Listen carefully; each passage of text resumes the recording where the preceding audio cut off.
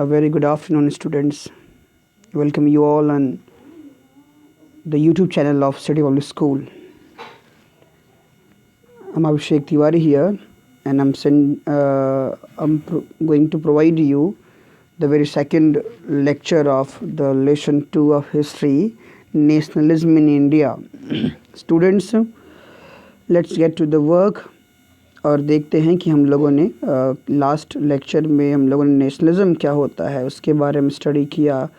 Then first world war, खिलाफत and non corporation के बारे में फर्स्ट वीडियोस में. फिर सेकंड में हमने आइडिया ऑफ सत्याग्रह को स्टडी किया. महात्मा गांधी के जो आइडियाज़ थे सत्याग्रह पे उसको हमने स्टडी किया.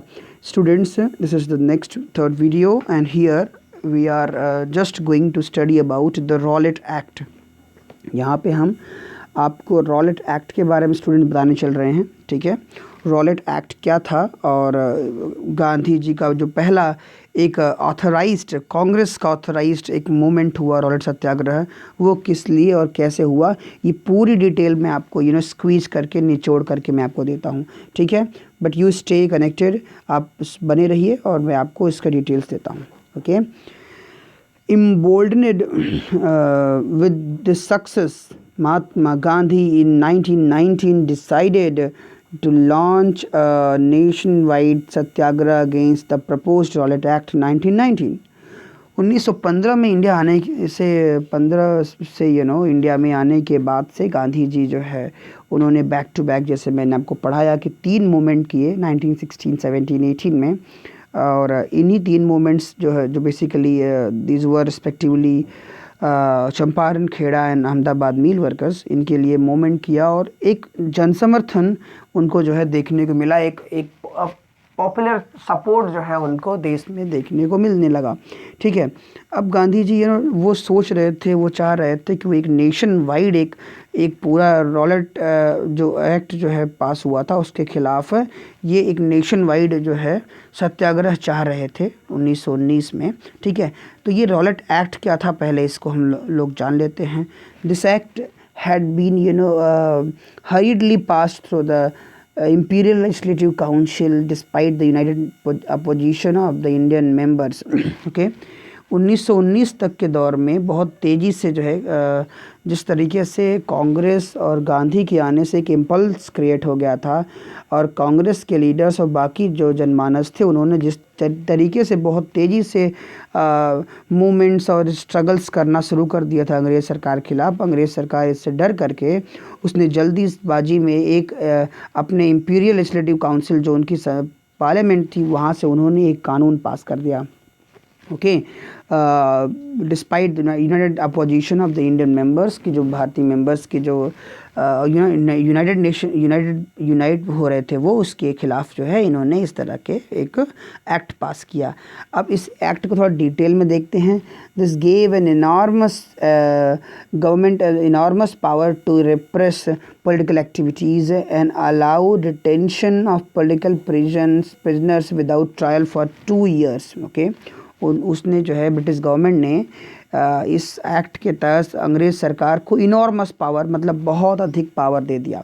पावर किस बात का? टू रिप्रेस पॉलिटिकल एक्टिविटीज़, कि इंडिया में होने वाले हर तरह के, चाहे वो शांतिपूर्ण हो चाहे वो हिंसात्मक हो, वायलेंट और नॉन वायलेंट कोई भी मूवमेंट हो उसको तुरंत ही कुचल दिया जाए पॉलिटिकल एक्टिविटी को. ठीक है, उसको पावर दे दिया गया ब्रिटिश गवर्नमेंट को इस एक्ट के तहत.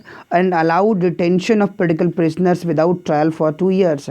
और किसी भी पॉलिटिकल प्रिजनर को जिसको पकड़ा जाएगा उसको 2 साल तक बिना किसी पेशी के, बिना किसी कोर्ट कचहरी के उसको 2 साल तक अज्ञातवास में जेल में रखा जाएगा. ठीक है, 2 साल के बाद ही उसका ट्रायल होगा. तो ये इस तरह से सख्त कानून जो है ब्रिटिश गवर्नमेंट की ओर से, उसकी काउंसिल की ओर से पास कर दिया गया. ठीक है, Mahatma Gandhi wanted a non violent civil disobedience against such unjust laws, which would start with a battle on the 6th April. Okay, so Mahatma Gandhi wanted a non-violent civil disobedience.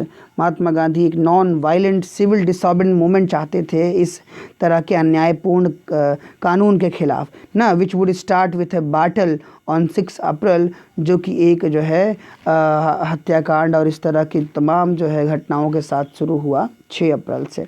Okay, 6 अप्रैल 1919 से इसकी स्टार्टिंग हुई। तो अब आप देखिए इसी कानून को जो है, इस कानून को इंडिया में जो है बिना अपील, बिना दलील, बिना वकील का कानून कहते थे, ठीक है।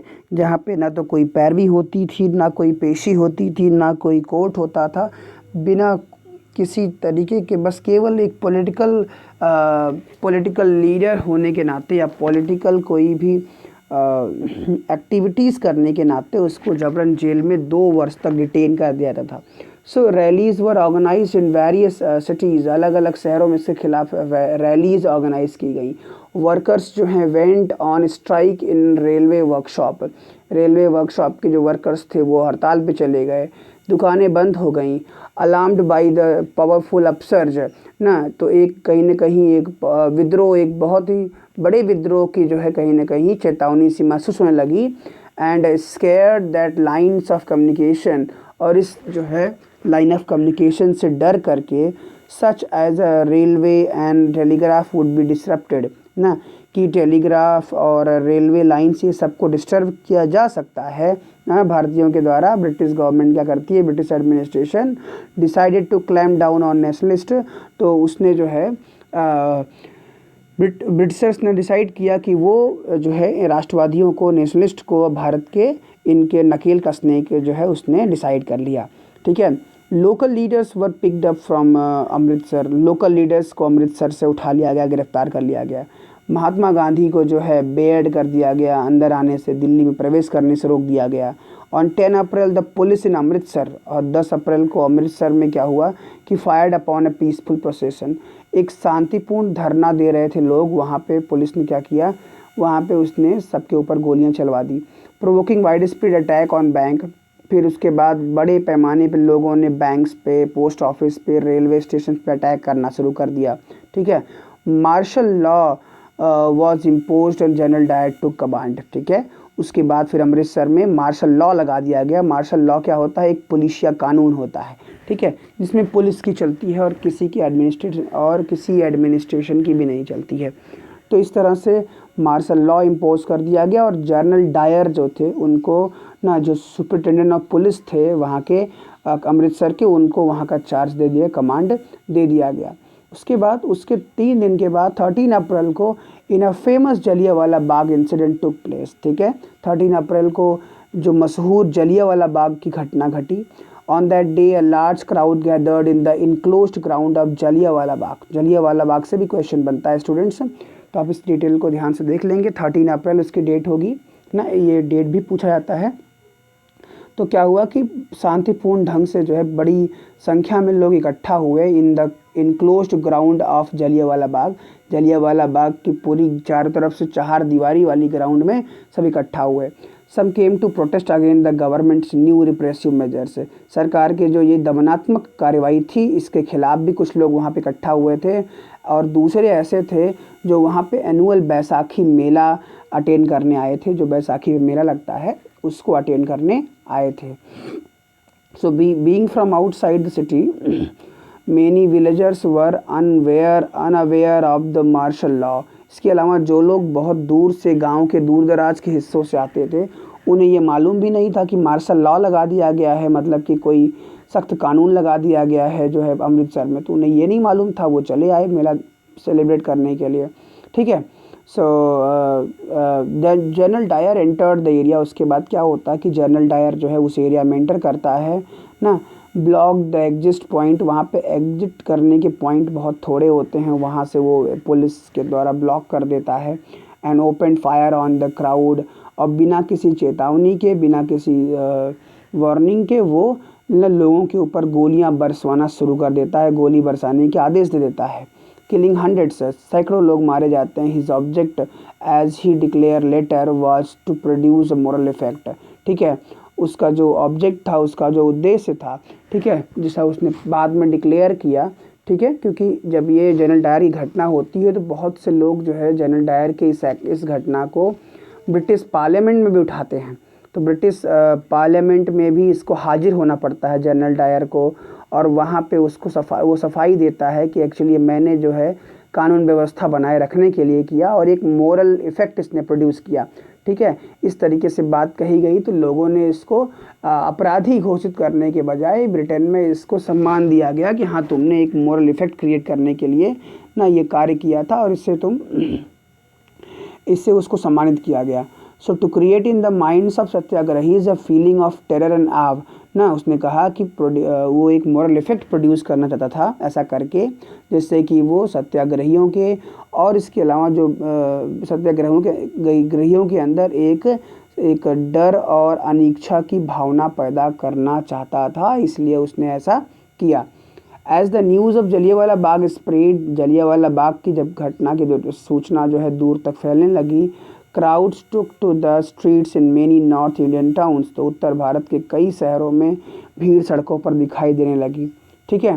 And there were strikes, clashes with the police and attacks on government buildings, तो इसके बाद फिर बहुत जगह हड़तालें शुरू हो गई, मुठभेड़ शुरू हो गई अंग्रेज़ों के पुलिस के साथ में, and attack on government buildings, और फिर लोगों के द्वारा, उपद्रवियों के द्वारा सरकारी बिल्डिंग्स पर अटैक किया जाने लगा।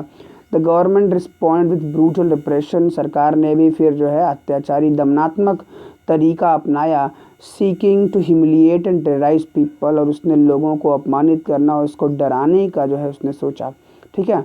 सो satyagrahis were forced to rub their nose on ground, फिर ऐसी दिक्कतें हुई, सत्याग्रहियों को जबरन जो है पकड़ करके उन्हें नाक रगड़ने, ज़मीन पे नाक रगड़ने के लिए मजबूर किया गया, क्राउल ऑन द स्ट्रीट, सड़क पर रेंगने के लिए मजबूर किया गया, एंड ऑल्सो डू सलाम सल्यूट टू ऑल साहिब्स, सभी अंग्रेज अधिकारियों को सलाम लगाने के लिए, सलाम करने के लिए जो है मजबूर किया गया, सल्यूट करने के लिए मजबूर किया गया। People were flogged and villages around Gujranwala in Punjab, now in Pakistan, ठीक है। और उसके बाद लोग भड़क गए सब चीज़ को देख करके, और एक गांव था पंजाब में गुजरानवाला ना, जो कि अब वर्तमान पाकिस्तान पंजाब में पड़ता है, उसमें क्या हुआ, वर बॉम्ब्ड ना, वहाँ पे बमबारी हुई, सीइंग वायलेंस स्प्रेड, लोगों ने बमबारी किया और बहुत से अंग्रेज़ों को मार डाला। सो इस तरह के हिंसा को बढ़ते हुए देख करके महात्मा गांधी ने अपने मूवमेंट को, अपने आंदोलन को समाप्त करने की घोषणा कर दी। उन्होंने कहा कि वो अपना आंदोलन वापस लेते हैं, ठीक है। While the Rowlatt Satyagraha, okay, इसके बावजूद भी जो रॉलेट सत्याग्रह था, had been a widespread movement, वो एक बहुत ही दूर तक फैला हुआ एक मूवमेंट था, ठीक है। It was still limited mostly to cities and towns, ये मोस्टली शहरों और कस्बों तक सीमित था। Mahatma Gandhi now felt, okay, लेकिन महात्मा गांधी ने महसूस किया कि the need to launch a more broad based movement in India, उन्होंने इस चीज़ को, इस आंदोलन के फेल होने के बावजूद उन्होंने ये महसूस किया कि ये आंदोलन, पहली चीज़ तो ये कि केवल शहरों तक ही सीमित रह गया, गाँवों में इसकी पहुंच नहीं हो पाई ना, और दूसरी चीज़ ये कि इस मूवमेंट में जो है कहीं ना कहीं एक ट्रेनिंग की आवश्यकता थी, और वो लोग ट्रेन नहीं थे, इसलिए भी ऐसा हुआ, इसकी असफलता हुई। बट ही ना, और उनको ये भी लगा कि और बड़ा आंदोलन करने की अब ज़रूरत है। But he was certain that no such movement could be organised without bringing the Hindus and Muslims closer together, लेकिन वो ये जानते थे ना कि कोई भी ऐसा बड़ा मूवमेंट जो है इंडिया में नहीं हो सकता है जब तक कि हिंदू मुस्लिम को साथ में न लाया जाए, ठीक है। On way of doing this he felt was take up the Khilafat issues ना, और ऐसा करने के लिए उन्होंने महसूस किया कि वो खिलाफत इशू को उठाएंगे। खिलाफत इशू था एक, उसको कहें कि उन्होंने उठाएंगे। अब देखो खिलाफत भी एक क्वेश्चन बनता है, बहुत इंपॉर्टेंट है, इसको भी आप देख लीजिए। फर्स्ट वर्ल्ड वॉर के दौरान, जब फर्स्ट वर्ल्ड वॉर जो है समाप्त हुआ with the defeat of Ottoman Turkey, और उसमें क्या हुआ, ऑटोमन टर्की की हार हुई। ऑटोमन एक देश था वहाँ पे, टर्की एक देश था, टर्की जिसको हम तुर्की कहते हैं हिंदी में, उस देश का राजा जो है ऑटोमन साम्राज्य था, ठीक है। तो ऑटोमन लोगों की जब हार हुई फर्स्ट वर्ल्ड वॉर के बाद ना, क्योंकि टर्की के लोग जो थे वो एक्सेस पावर की ओर से लड़े थे वर्ल्ड वॉर में, और अमेरिका, इंग्लैंड, फ्रांस, ये सब जो है ये अलाइड पावर्स थे, रशिया, तो ये एक तरफ लड़े थे। और इसमें लास्ट में क्या हुआ था कि जर्मनी, इटली और ये जो एक्सेस पावर थे जिसमें टर्की भी था, इन सब की हार हुई थी, ठीक है। तो इस तरीके से and there were rumors that harsh peace treaty was going to be imposed on the Ottoman Emperor, और एक संदेश, एक भ्रम भी ये फैलाया गया कि एक बहुत ही कठोर जो है समझौता किया गया जो है ऑटोमन एम्पायर के साथ में, एम्परर के साथ में, the spiritual head of the Islamic world. अब यहाँ पे मामला क्या था कि जो टर्की का सुल्तान था वो भारत के मुसलमानों का, हमारे यहाँ के जो मुसलमान थे उनके खलीफा कहे जाते थे, ठीक है, भारतीय मुसलमानों के खलीफा या उनके गुरु, स्पिरिचुअल हेड माने जाते थे। To defend the Khalifa's temporal powers the Khilafat committee was formed.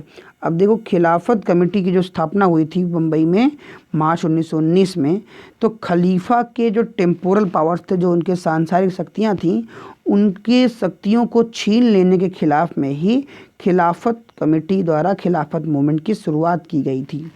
A young generation of Muslim leaders like the brother Muhammad Ali and Shaukat Ali and began discussing with the Mahatma Gandhi about the possibility of united mass action on the issue.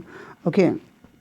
इसके अलावा तो पहली चीज़ ये थी कि जो young generation थी मुस्लिम leaders की, इसमें मोहम्मद अली, शौकत अली लोग थे। Begin discussing with Mahatma Gandhi, उन्होंने महात्मा गांधी से चर्चा करना शुरू किया क्योंकि इनके महात्मा गांधी से संबंध अच्छे थे, ठीक है। So about the possibility of United mass action on the issue, कि उनकी अपनी एक संभावना थी कि अगर हम दोनों मिल करके एक मास एक्शन करेंगे ना तो कहीं बड़ा बदलाव संभव था। Gandhi saw this an opportunity to bring Muslim under the umbrella of united national movement.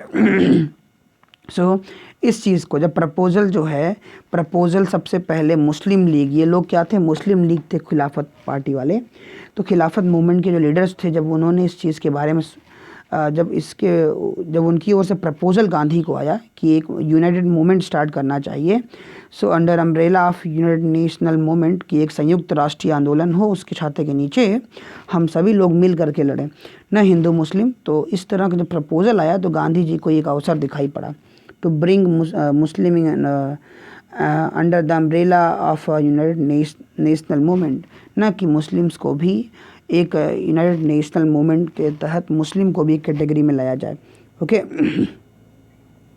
तो इस तरीके से जो है अगर देखा जाए तो ये एक अवसर जो है गांधी जी के लिए था ना, सबको यूनाइट करने के लिए। So at the Calcutta session of 19 सितंबर 20, ये सेशन एग्ज़ाम में पूछता है कि 1920 का सितंबर सेशन कहाँ हुआ था, कलकत्ता में हुआ था। ही convinced the leaders of the need to start a non-corporation movement in support of the खिलाफत as well as for Swaraj ना। गांधी जी ने एक दूसरे मूवमेंट के लिए सबको जो है परस्यूट किया, ठीक है, कि खिलाफत में जो है सपोर्ट करने के लिए कांग्रेस से अनुमति मांगी, सबको इम्प्रेस किया वहाँ पे, ठीक है, कि खिलाफत का सपोर्ट और स्वराज का सपोर्ट करने के लिए हमें आपस में कोऑपरेट करना पड़ेगा ना। खिलाफत क्या था, ज़रा इसको आप समझ लीजिए। खिलाफत मूवमेंट क्या था कि जब फर्स्ट वर्ल्ड वॉर शुरू हुआ तो भारत के मुसलमानों को अंग्रेज़ लोग अपने यहाँ ले जाने लगे सेना में सैनिक बना करके। तो भारत ने ये शर्त रखी कि ठीक है, आप ले जा रहे हैं, हम आपकी ओर से लड़ेंगे, लेकिन फिर आप अगर किसी कारण से ना टर्की की हार हो जाती है तो आप हमारे खलीफा, जो हम खलीफा कहते हैं, वहाँ के सुल्तान के अधिकारों को टच नहीं करेंगे, हार जाएं वो तब भी, ठीक है। तो अंग्रेज़ों ने इस चीज़ को मान लिया था, ठीक है, हाँ ऐसा ही करेंगे। लेकिन जब फर्स्ट वर्ल्ड वॉर ख़त्म हुआ और जब ट्रीटी ऑर्गेनाइज़ की गई, समझौता हुआ, तो उसमें जो है भारत सरकार उसने क्या किया कि उसने जो है मतलब कि अंग्रेज़ सरकार जो थी उसने क्या किया, उसने लेकिन समझौते को नहीं माना और तोड़ करके उसने इनको जो है इस चीज़ को तोड़ करके उन्होंने खलीफा के अधिकारों को छीन लिया, उनकी टेरिटरी को छीन लिया। तो ये कहीं ना कहीं भारतीय मुसलमानों के लिए एक वादा खिलाफी थी। तो इस वादा खिलाफी के खिलाफ भारतीय मुसलमान गुस्से में थे और उन्होंने खिलाफत मूवमेंट की शुरुआत 1919 में की थी, इसीलिए। ठीक है स्टूडेंट्स, तो ये होप आपको ये टॉपिक समझ में आ गया होगा। But that is what all about for today's lecture. Till then, you enjoy yourself. Thank you and have a good day.